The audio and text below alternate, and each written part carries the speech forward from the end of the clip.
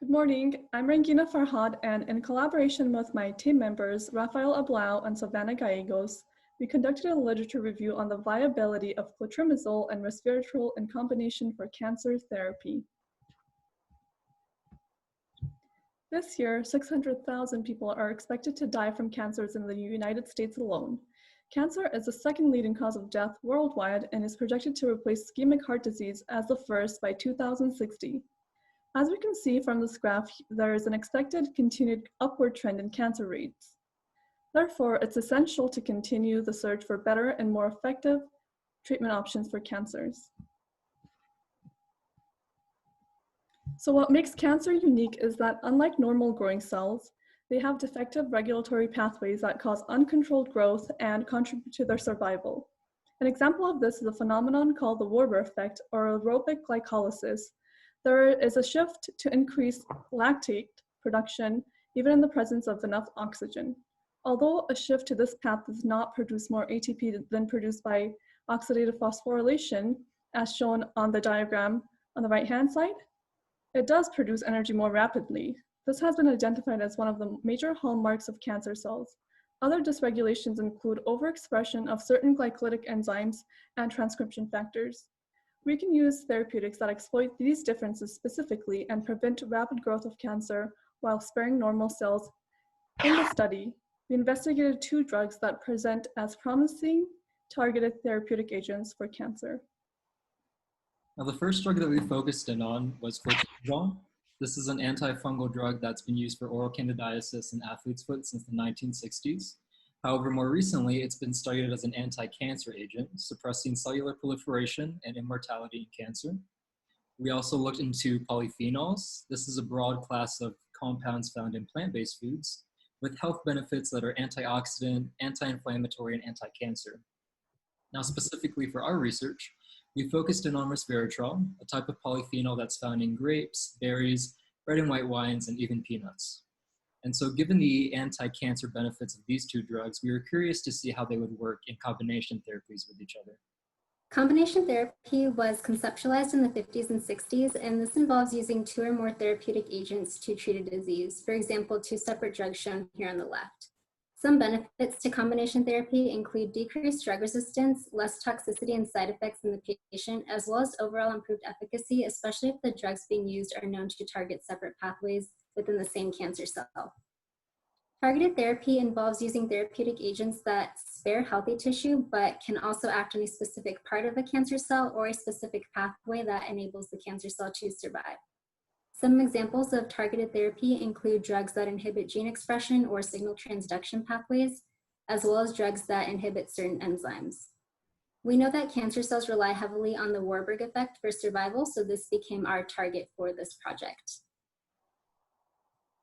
The aim of our study was to determine the viability of using both clotrimazole and resveratrol in a combination therapy that would target specific steps of the glycolysis pathway.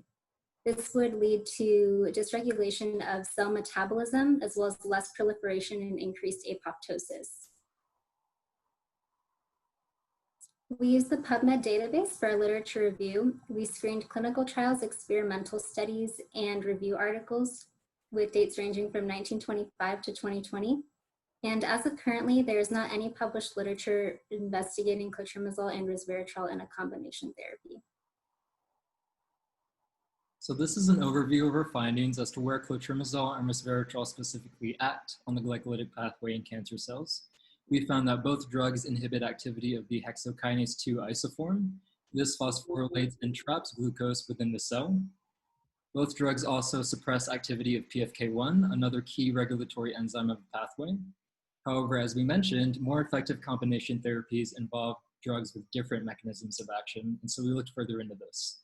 For clotrimazole, we found that it also inhibited aldolase and pyruvate kinase, the latter enzyme being an especially important target to inhibit because it could prevent or at least delay lactic acid production and thereby interfering with the Warburg effect in cancer cells.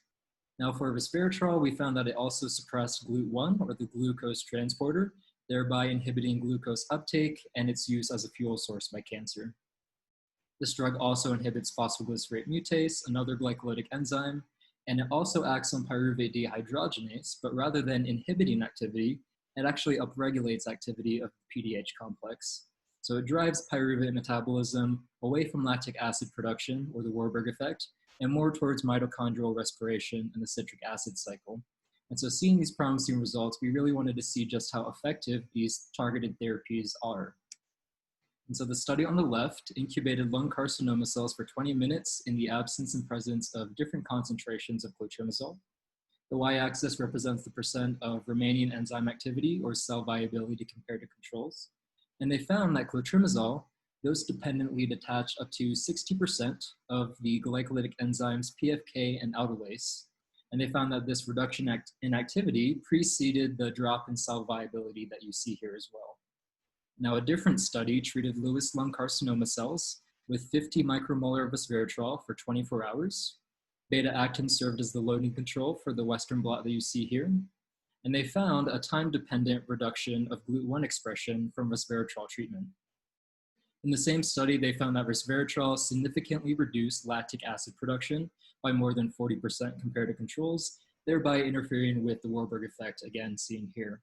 And so given these results, we were curious to see how effective these drugs are in combination therapies. As Raphael mentioned, we also found studies on the effectiveness of clotrimazole and resveratrol in combination with other anti-cancer drugs.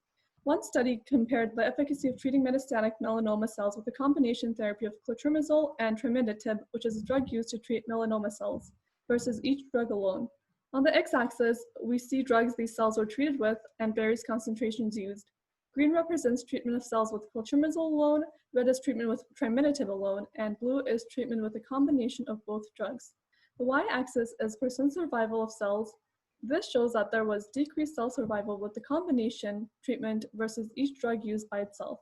Another study compared the combination of resveratrol and sorafenib, which is a drug that has been shown to be effective in hepatocellular carcinoma patients, versus each drug alone.